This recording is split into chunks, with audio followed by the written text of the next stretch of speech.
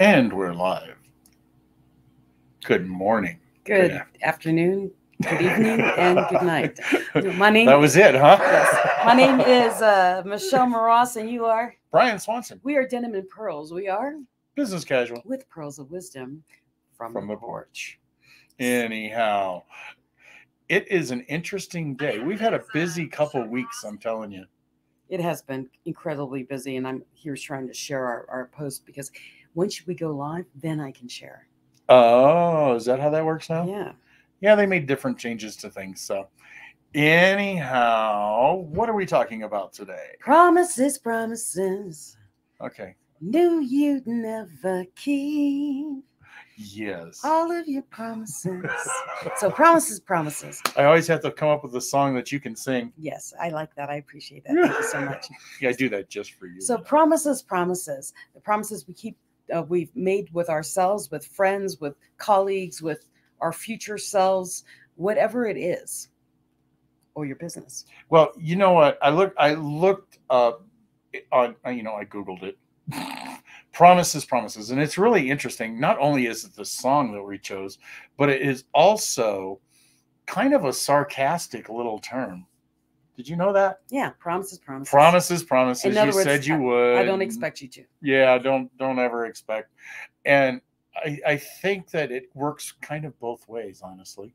What do you mean? I think it can be the sarcasm, but it can also be the fact that we need to emphasize that we need to keep our promises. Oh, yeah. So, because the last thing you want is someone to say promises, promises, thinking that, yeah, you're not going to do it. So you're going to kind of probably follow through on it. But promises to yourself, I think, are probably the bigger things for me. You think so? For me. I think keeping our promises is a big thing. Our own promises. There's many things that we do in life that we go, yeah, we'll take care of that. I mean, let's talk about the spouse, of course. Yes, I'll clean the garage. Oh, there you are. You've been doing it. Well, I've been working on other things. I haven't actually been working on the garage. However, like you always say, give a mouse a cookie. I start with one and I got to work my way, up to the bigger things. So the promises are starting to be kept on that one. However, that's one of those things where we always promise our spouse that we'll do something, or our significant others, and we'll promise them that we'll do something. We'll get the car washed tomorrow. Well, 3 days later, we still haven't washed the car. Which is why promises are really important to have due dates to them. Because Brian pulls that to the extent, I promise I'll put in the yard. That was 20 years ago. No, it was 14. Okay. It took me 14 years to get to the yard. I'll clean out the basement. The kids had to move out for him to finish that. One did. Yeah. So you see, that's the whole thing, is promises that you keep to yourself are more important to me. So you can make promises to people, but without the deadline, you don't know if the promise has been kept or not. So, like, let's say if your spouse Julie said, you promised me you would do it. I plan to in 14 years, and there's like this inside voice that says eventually. But eventually is always the key. The promise that, like I say, self promises, it's because, let's say, I promise I'm going to take care of myself, my physical being, as much as possible. Well, I do that. Do I break my promise every once in a while? Yes, but I get right back on the wagon because that is my promise to myself. I don't think we always intend to break them. No, which is huge. Yeah, life gets in the way. Things happen, and you don't get to them, or whatever the excuse is. Well, and that's why it's important to understand yourself and understand that, when someone doesn't keep their promise, let's go that way, don't worry about it. Right. You cannot control, my quote for Byron Katie, there's 3 types of business: my business, the other person's business, and God's business. And nobody's business. And if somebody says, I promise to do this, and they don't, instead of getting frustrated and upset about it, okay, well, then what am I going to do if they don't do this promise? Well, I'll just do X, Y, Z. I was going to do A, B, C, but now I'll just do X, Y, Z. Have another plan. I know, like, say, I've lent money to people in my past. I never expected them to ever pay me back. But, if 14 years later they come up and hand me a check, I'll do, well, thank you. Well, I think that was one of those things we talked about, quite a while back. I just totally lost my train of thought. Wow. About lending money to people? Lending money, yeah. I mean, you don't lend money unless you don't expect it back. Yes. So it's just a bonus. Yeah, it is. However, there are certain things too. I mean, especially when we start talking about our businesses, keeping promises to your client or to your clients, making sure that if you, I don't know how to explain it because there's so many different directions. You promise your clients that you're going to provide something. And if you don't provide something, well, what does that do to your reputation? We talk about client services, but we don't talk about reputation and promises. Mm-hmm. But it all plays a part of it, especially that, if I'm going to give you something, I want something in return. Well, it's almost contractual. Well, that's what I'm saying. A moral contract. In business, it's a contract. It's an agreement. Right. And even if it's a handshake, there's still a moral agreement that is attached to that. Yeah. I mean, we've lost it over the years with some of the way things are turning around in our society and et cetera, we've lost it, but I don't think we could ever lose it all completely. No, because it's part of the human instinct. Burn me once, shame on you. Me, what is that? Shame on you. Burn me twice, shame on me. Yeah, something like that. Something like that. Yeah. I can't remember, but it's basically that. We do a lot of verbal agreements. We do a lot of handshakes, and that's an integrity thing for you. It's for you. Integrity, that's the word I was looking for. It's for you. If you don't follow through, it's you. And it's important to follow through on things, especially on contracts. If they're written, you really need to follow through. But well, that can get you in legal jeopardy, but we do a lot of stuff friend to friend. Yes. And that can really destroy friendships. It can just ruin them because you didn't live up to your promises. And maybe that promises is, money. Maybe it's a referral. Oh my gosh. We were talking about that the other day. Referrals are crazy because it all comes back to our own reputation. Mm-hmm. If I refer somebody to refer someone to somebody, I expect that person that I refer to take care of that person. I didn't say that all right, but I think you all get my point. Yes. Basically, I'm passing my integrity, my reputation onto the other person that I referred. And so if you find out later that they're not following through, it's like, well, heck, I need to detach because my name is at stake and I worked hard to keep my name the way it is. When you've got your own integrity, you expect everybody associated with you will keep their integrity. Exactly. Or their promises. So promises. Verbal, handshake, written, keep them.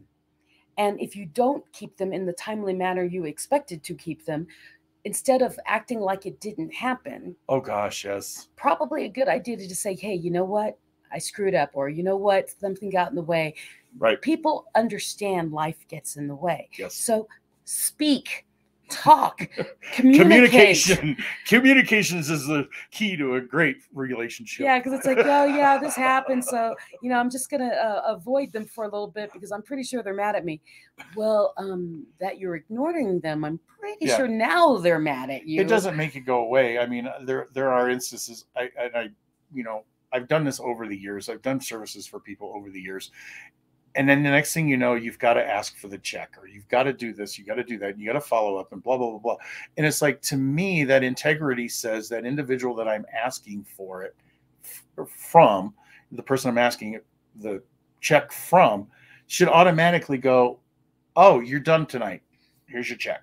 It shouldn't be a question mark of, I'm going to go over to my other business over here and ignore you. Yeah. Or whatever the case may be. I mean, it's tons of things. But that's the whole thing. It's talk. Mm-hmm. Communication is key. There are so many things that have happened. I mean, like in my business as a speaker, where I'm supposed to get paid before I ever step onto a stage. Mm-hmm. First. And most events do, oh, we're kind of going crazy right now. We can't pay you until later. I'm leaving in the morning. Oh, well, we'll get you before you leave in the morning. And I say, well, then leave it at the front desk with my name on it. And then I get to the front desk at 6 a.m. and it's not there. Yeah. And it's like, do I leave or do I call and wake them up? Do I stay or do I go? Do I stay or should I go? But I've already performed the service. And so it puts me in an awkward situation. Do I have to be the bad cop basically and say, I can't leave without my money. I already gave you what I did. And now you have to pay me. Well, I don't like playing bad I'm cop. sure there's people out there that are going, well, did you get a contract? Did you get the money up front? Did you get it down? There's all of this stuff that comes into play. And I think we all answer that question with the fact that it can be just a handshake and an integrity thing and a promise thing, promises, you know, that shouldn't make this a complicated situation. But to say, if we're And working, sometimes we it just trust each other, should keep the trust. business owner to business owner, that's just it's such a tight thing that I don't know. It's kind of like being part of a private club, if you will. You Well, know, I've had people say, well, that's your problem. You didn't get a contract. I've Right. had someone say that to me, and I went, I didn't do a contract because I trusted you. Don't worry, I'll never trust you again. exactly. You know, and But that then kind of thing. we've shot ourselves in the foot in some cases. You know, in many cases, we've shot ourselves in the foot by not doing that. But sometimes you believe in the person that you're working with, and you're like, got it, no problem. Yeah, and then there's a problem. Yeah. And so my thought is, you got to talk to them. If you, Lawyer on retainer, I yeah, guess. I can't say that the name of the thing I've got. But the thing is the whole thing about it is keep promises. Please. Be handshake, verbal or written. Keep them. And if there's a written one and you're failing or the other person's failing, instead of attacking or talking around their back, go straight up to them and say, this is happening. This is what I'm thinking. This is what it appears to be. What's going on here? And talk, because what you don't know, you don't know. So ask. The thing is with contracts, it could be something as you saw a line that stuck out of your head that was a big part of the contract for you. And the other person's thinking, oh, I did A, B, C, D and dropped E on accident. Mm-hmm. Say, hey, E didn't happen. Oh, shoot, I am so sorry. I'll get on that. And that's why it's important to have some sort of contract. Right. You know, and there are people out there, and I just had a notion of somebody else or something, another situation where somebody does trust you wholeheartedly, or at least they say you do, and then they go back behind your back and verify what you've said. That's terrible. I mean, I'm like, really? They double check. They double check, or they check with a better source, but yet their comment to you is, "I trust you wholeheartedly."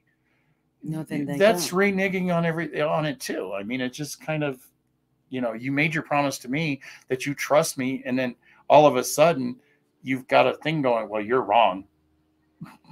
You don't know all the circumstances, so you can't just Google the fact that I'm wrong. Well, as one of our watchers just said, a contract helps plan for what we never expect. Exactly. And so when you're looking at if we did that, though, the contracts would be this thick. Yes. Trying to make sure that we covered every situation possible. Yeah. You know, I mean, the human mind has ways of turning things. Well, I'm just thinking with that New York Times experience that I do with Ken, with his publishing company. Right. New York, things change on the dime. I mean, another convention will come in and they'll bump you from the room. I mean, all these crazy things happen, and it's like, we have a contract, we have an agenda, but be prepared for things that change, because we can't control the masses when we're a small amount of the income that's coming into whatever location we're going to. They do what? There's 20 of you? Well, there's 300 of them. You're gone. Bye.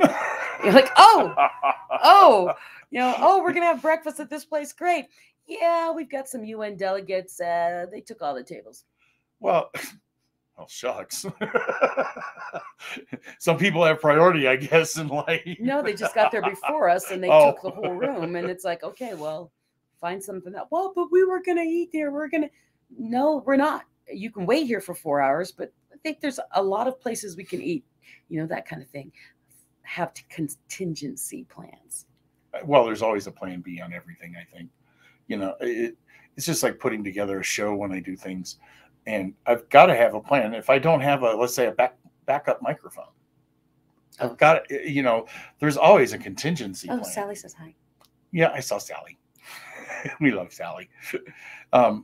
We don't plan to end our agreement, but if we do, this is how it will go. Exactly. Yeah, It's you got to exactly. give them an out, an exit clause. Yeah. If this is not working in the next 60 days, you have 30-day notice to let me know, or something like that. Give me 30-day notice so I can fill that blank. It's so. Well, what throws me is, I mean, if you go to a major department store and you go in and you buy something, you don't say, "Oh shoot, I don't have the money right now, but I'll get to you next week." Then you're not leaving with the product. You're not leaving with the product. I mean, it's that simple. And then when it comes to services, services are the same way. I mean, you don't call the carpet cleaner to come into your house, clean your whole house, and go, "Oh, sorry, I just got a phone call. I had to take X amount of dollars out of my account. I can't pay you today." You're going to come up with a way to do it. Yeah, I had a friend, and it was a while back, who was also a speaker, and he got on stage and did his thing. He didn't have a check beforehand, and when he got off, no joke, the organizer said, "You did not live up to what we expected you to do." So instead of paying, that's pretty subjective, isn't it? They lowered his price. They Wow. lowered what they paid him. And wow. And I can't even remember who it was, but I remember him doing, "What? I mean, how did that come? I mean, how are you doing that? I agreed to come all the way out here. Yeah, we got this, we got that, but you didn't fit the hype that came with you." And I looked at him and he looked at me and this is why we do contracts. That's like going to a movie, paying for it, watching the entire movie, walking out, and I didn't like it. I want my money back. Agree. I agree, Sally. Dismissing a group that have made prior reservations. Yes, I agree. But they've done it to us. Right. It's just they had to pull into another room. "We're sorry. You can squeeze in this corner right here where no one can get back out." You're kind of, I mean, it was like, okay, so they did give us a space, but there's no way we would have been able to fit in there comfortably. I mean, you think Brian and I are sitting apart. We're actually almost touching shoulders. We're that close. We are. In the restaurant, they were packing like 20 of us in a space for 10. And it was like, we can't even eat. I mean, we can't even lift our arms. No, we're out. There's an old saying for that, but I won't say and it. We haven't come back. Anyways, promises. 10 pounds of feathers in a 5-pound bag. How's that? Don't get it. You never heard that saying? I replaced the You word just feathers. shove them all in? Yeah. So anyways, the thing is, promises to yourself are very important. I mean, nothing will let you down and make you feel more down on yourself if you do not hold up promises to yourself. If you cannot hold a promise to yourself, then who else can you do a promise for? I'm so I so want to take this into the political realm. No. All the promises that are made throughout the centuries from the politicians, "I'm going to do this," and then, yeah, it never happens. Oh, you can do it that way. That's all I'm talking about, because it's just kind of one of those things that, yeah, promises to get yourself what you want, and then when you get what you want, yeah, forget it. Promises until they get into that. That's what I find out interesting about any presidential candidate. It doesn't matter who it is. They make a promise on the campaign trail. Then they get into office and they realize they can't actually live up to the promise. Mm-hmm. No, that's not always the case, but I mean, it's still that I promise that I'm going to lower your gas prices to a penny. Systematically, there's no way. I mean, then they get in the office and they go, "Oh." There are so many candidates that promise things, and I remember looking at them doing, "You can't do that. You don't even have the power to do that. Why are you saying that?" But for those who don't understand how government works, "Oh my gosh, that's gonna be great." It's like, it's not in their power to do that. They can't do that. They have an entire committee they're going to have to convince to say yes. And as long as it's not in their power, in their party line, more than likely it's not going to happen. Well, it just tells me they don't understand economics, which scares me because they're running for office. Okay, so we need to get out of the political thing. Yeah, but it's so front and center these days. How can you avoid the subject? I mean, we're not getting into details and individuals, but how do Sally, this company has been in business for generations. They're an icon in the city. Well, that's another thing too. I mean, I'm not talking about that company because I know nothing about that situation, but there are certain things that get dropped because of reputation. Oh, you've been in business this long. Okay, we understand. Really? You've never heard that? Well, that's what happens with this restaurant. You know, it's like we don't need you. Ah, that was the one. What was the one? This one? The big one? Yeah. But we don't need you, and if we lose one customer, Oh well. oh well. You know, I've got them lining out the door, and you're just one person that I didn't let in the door tonight to the club. You know, or your name's not on the list. We don't need you. It happens all the time. I know, and they lose a lot of business that way. It's not our problem; it's their problem. Yeah, but they don't lose business because everybody else is still coming because they don't know about your situation. They just don't have repeat business. Yes. See, the thing is nowadays you have to be careful with that kind of thing, that mentality. That I'll have 4 more walk in the door for when you walk out. Social media has destroyed that mentality process because someone can blow it up. And half the time nowadays, people have cameras on them or they're recording from the side. You have no clue who heard you say, "I'm sorry, you're not important." Which is, you know, I used to be afraid of cameras. I didn't like getting like we are doing right now because to me it's like permanent evidence that I said something that I shouldn't have said.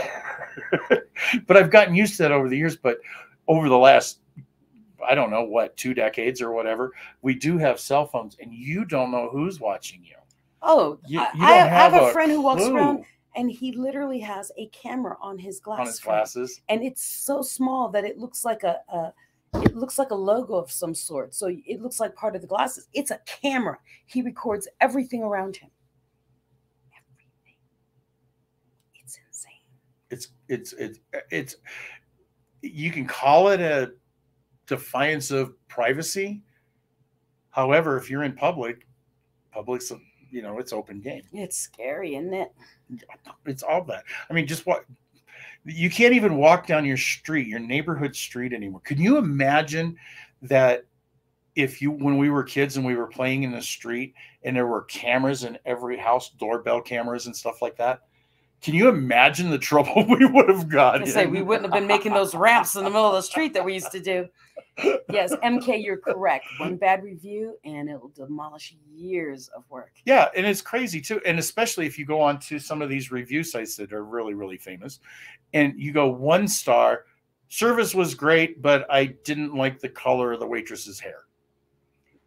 And you give it a 1 star. You know what that does to a business? Well, I have. Even though that statement is. So like one of my books, I had this lady call me and tell me how much she absolutely loved my book. And I said, "Oh, please do a review." Well, she wasn't very technically savvy. So she went on and did a review and didn't realize she had to click the stars on Amazon. Oh. And so there's like a 1/2 star or something. But the review is glowing. And she's like, "Oh, I'm so sorry. I don't know how to fix this." Don't fix it. And she's, but I love your book. I love everything about your book. I do. Don't fix it.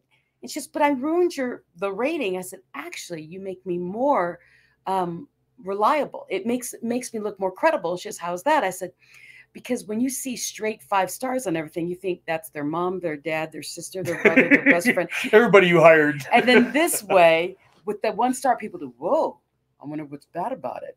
And they go to the 1 star and do, freaking loves it. They just didn't know how to use the star button. It's a little reverse psychology going on down there. I said, "That's okay. You just leave it." And I'm like, she goes, "Oh, thank you so much for thinking that." I'm like, you have to always see the good in that because there is some, what is that?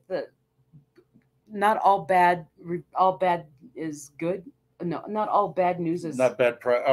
Not all bad press is press is press. Press is press. Yes. And so what her 1 star did was jump my ratings because people started reading my book to find out why she didn't like it until they read the review and found out, oh, heck, she does like it. Mm-hmm. And so then I've also have to remember that strategy. I wonder if that's. And then I also have another. I think on one of my other books I have like a 1 star review, and it was because they found misspellings in my book. And so I laugh because of course there's misspellings in the book. Just read anything today. You know that? Yeah. Read a review, especially online. Oh my gosh, especially when you go into these reviews of, or not reviews, but these press releases of, let's just say a hurricane or something like that.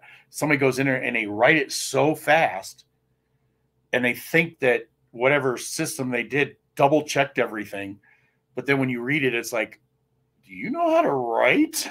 Oh no, the funniest thing is when you watch late night TV and you have it on auto caption or something. That's funny. Kind of the same thing. Yeah, kind of the same thing. But anyways, promises. Make sure you keep your own promises to yourself. And remember, when you promise something to anyone, be it written, handshakes, or in contract, follow through. And if you're not going to follow through in a timely manner, and I'm talking, if you say I'm going to do this in 6 months and it's month 6 and you know you're not going to make it, you better tell them at month 4. Well, what is that thing we have in January? We always do New Year's resolutions. Is that a promise to yourself? Yes. Have you kept your promise to yourself? If you do New Year's resolutions. There's a lot of people who don't. I mean, I think it's just another day. It's another day to me. Now, sometimes it's a stepping point to make a change. I will agree with that. Well, and some people use New Year's resolutions. Honestly, they do it together because they need to know other people are seeking goals, and it helps motivate them. We don't need that kind of motivation.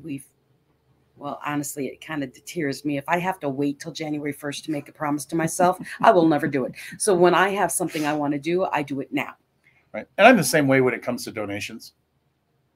Why wait until the holidays to donate? Yeah, I do it all the time. Because people need whatever you're donating, food, clothes, whatever. They need it throughout the year. So why wait until the holidays? It drives me crazy. Well, my thing is, during the holidays, we're all kind of strapped. We're all strapped during the holidays, and they bounced right next to each other, right? Halloween now is expensive as all get out, but Halloween for America, Thanksgiving Day for America, and then Christmas and New Year's. There's 4 big holidays for us that hit all in a row, and then Valentine's Day in February. So there's a lot of money happening in that time period. So give throughout the rest of the year when you're not strapped. It's kind of like having all your house payment, car payment, and all your other payments on the 1st of the month. Why not put them on the 15th? Or spread them between the two. Yeah, why do them all on the same day? Because it really does. It really hits, economically speaking, it really hits us hard when all of our contracts that we do when we buy a car, we buy a house. Always the first. It's always the first. Well, you don't have to do it on the first. Change it to the 20th. Or whatever fits your paycheck. Yeah, and it's funny. It's because it's the biggest bills that come out on the first. The mortgage, always. the car, the insurance, the big ones come out on the first. It's like you need to stagger those. And so back when you couldn't choose, what I used to do is I would prepay 1 month ahead so that I could be. Then I shifted it to the middle of the months. So I was always a little bit ahead, so it never messed with me. I realized it kind of helped. This has been an easy topic. Yeah, I think you know what I think it is. What? I think it's our standards. When we have a standard of we want people to, we want people to live up to their promises, and if it's part of our moral code, it's easy to talk about. Well, think about Brian and I on Denim and Pearls. We say we come on at noon Mountain Standard Time on Fridays. If we don't show up at noon, we're going to show up around that time because our promise to our audience is we will be on Friday noonish. And so depending on if we're traveling or something else, we will do as soon as between breaks. Like last week, we were at Becoming the Best You in Kansas City. We were in the middle of a major presentation and there was no way to leave. And so we ran out, went, hi, we're going live. We're going to say hi. I mean, so even though we weren't full Denim and Pearls, we still showed up. We tried. We still showed up. We tried. Yeah. Anyhow, I don't know what Barry just posted, but he posted a link and it says 8 things always keep things need to be private. I don't know what that is. We can't click on it yet. We'll have to click on it later. But and if we share it, you can't click on it. So yeah, it's in the chat. It's in the thread for Denim and Pearls. And coming from Barry, I'm sure it's legit. Great information. It's informative because that's informative. There's a good word. That's Barry. I still need to meet with you. I still need a paper napkin thingy of my future because the future is bright. I've got to wear shades. Oh, can I shamelessly plug? You always shamelessly plug. Why do you ask my permission? Mark your calendars. If you're in Colorado Springs, October 17th. Yes. Fly in if you have to. I am launching my music album. And if Brian and my husband get their way of what that album cover is going to look like and how it's going to be packaged, it's going to be spectacular. So you really want to be here. October 17th, we'll be in Colorado Springs. And right now we're still negotiating where, but it'll be a really cozy, pretty place. And probably. And what's really special about that day? It's my 55th birthday. I didn't say you had to tell how old you were. I like being 55. There's 3 people in the circle of making her albums that have the same birthday. It's insane. We all have October 17th as our birthday, and it's insane. So I think it's a magical day. I'm a big thing about numbers like that. And so October 17th, Colorado Springs. Yes, October 17th, Colorado Springs. It'll probably be downtown.